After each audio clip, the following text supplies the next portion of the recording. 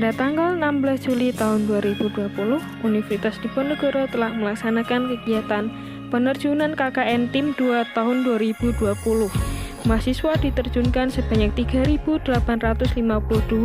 yang tersebar di 30 provinsi dan 232 kabupaten atau kota. Agroteknologi dan agrobisnis ya, dapat secara daring yang mungkin biasanya KKN itu sekaligus tempat mencari jodoh ya. Sekali ini agak kesulitan karena KKN-nya ya. Nah, tetapi ini semua tentunya tidak boleh mengurangi semangat kalian untuk pengabdian kepada masyarakat. Salah satu desa yang ditempatkan yaitu Desa Sendang. Saya, Jatuh Megantari, tahun ini ditempatkan KKN di desa sendiri. Desa Sendang merupakan desa yang terletak di Kecamatan Pringin, Kabupaten Semarang.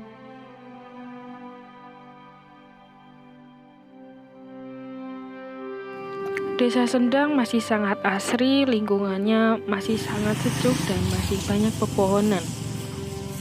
Nama dibalik Sendang memiliki sejarah.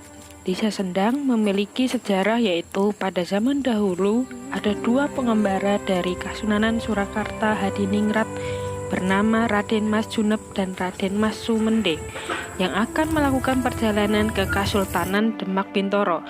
Mereka bersemedi di tempat dengan 7 mata air yaitu Sendang Kali Dadap, Sendang Kali Pare, Sendang Kali Gondang, Sendang Kali Kluih, Sendang Kali Tegal, Sendang Kali Lurung, dan Sendang Kali Pancor. Karena itu, tempat ini dinamakan Desa Sendang dengan banyak sendang atau kali.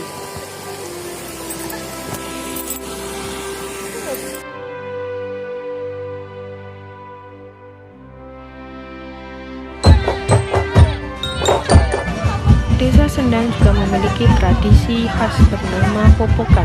Asal-usul tradisi ini adalah bermula pada zaman dahulu warga desa Sendang diancam oleh keberadaan seekor macan yang meneror dan merusak lahan pertanian warga. Berbagai senjata dikerahkan untuk mengusir harimau ini, namun tidak kunjung pergi. Kemudian harimau ini dilempar dalam bahasa Jawa adalah dipopok dengan tanah sawah. Akhirnya harimau ini pergi. Sampai saat inilah kejadian itu diuri-uri menjadi tradisi popokan yang diselenggarakan setiap tahun pada hari Jumat Kliwon. Mayoritas penduduk desa Sendang adalah petani padi. Mereka di Galengan menanam umbi-umbian dan ini merupakan suatu potensi bagi desa Sendang untuk dikembangkan. Pada KKN kali ini mengangkat tema tentang gerakan konsumsi pangan lokal. Masyarakat desa Sendang hanya memanfaatkan umbi-umbian lokal seperti singkong, talas, dan lain-lain hanya direbus atau digoreng dan jadikan makanan khas. Pada KKN ini, ibu-ibu dan warga sekitar diajarkan cara membuat tepung mokaf dan membuat mie tepung mokaf. Ibu-ibu diajarkan secara langsung bagaimana cara membuat mie dan tepung. Kemudian ibu-ibu praktik secara langsung dengan diajarkan cara sederhana maupun cara yang menggunakan alat canggih.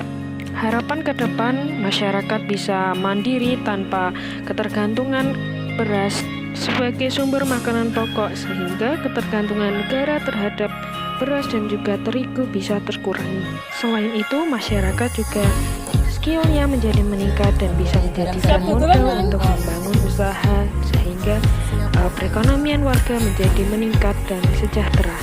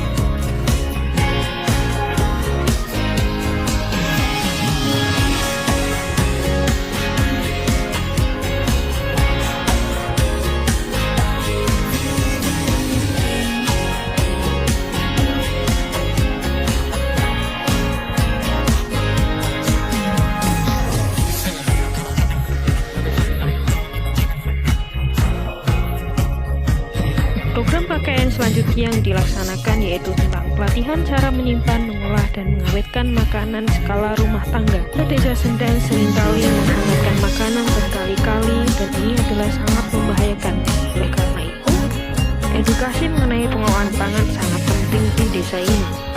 Banyak makanan yang diolah, belum diolah, sudah dibuang karena mereka masih belum bisa menyimpan makanan dengan baik. Oleh karena itu, proses penyimpanan pun juga sangat penting untuk disampaikan. Ibu-ibu dibagikan modul pedoman untuk pengolahan, penyimpanan, dan pengawetan makanan agar mereka dapat ingat terus apa yang harus dilakukan dengan benar. Harapannya dengan adanya kegiatan ini masyarakat bisa mengolah makanan dengan sehat dan tidak menyisakan sampah. Kegiatan selanjutnya adalah sosialisasi gerakan No Food Waste.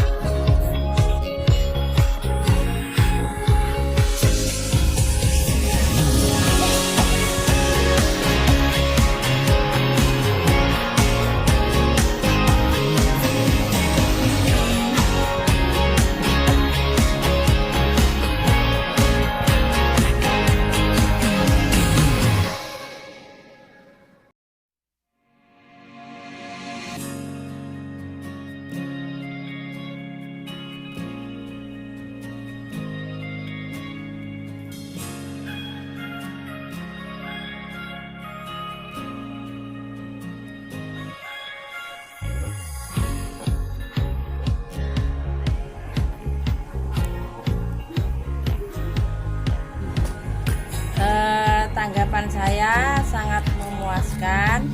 Selama saya mengikuti pelatihan dari KKN Undip, saya sekarang bisa membuat olahan bermacam-macam dari bahan singkong.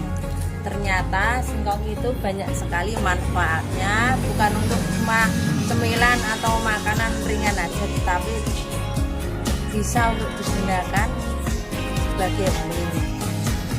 Dan saya sudah diajari tata cara atau cara membuat mie, mulai dari mengupas sampai merendam dengan kapur sirih, dan bisa digunakan sebagai olahan bahan mie.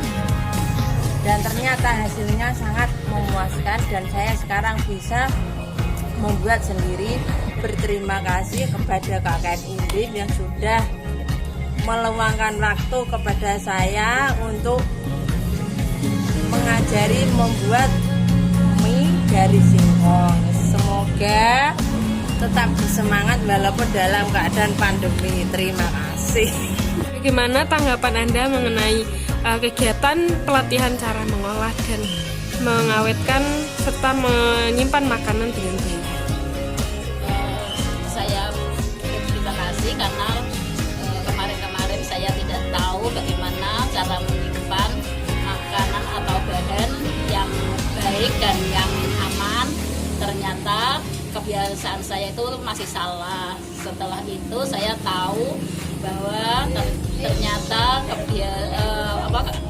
sekarang sudah tahu bahwa cara menyimpan dan mengolah bahan makanan yang awet itu ternyata lebih baik atau lebih aman dari sekarang ini. Dulunya kan saya nggak tahu, sekarang saya sudah tahu dan saya berterima kasih kepada KKN Undip yang telah memberitahu saya bahwa cara menyimpan dan mengolah makanan yang sangat aman dan baik.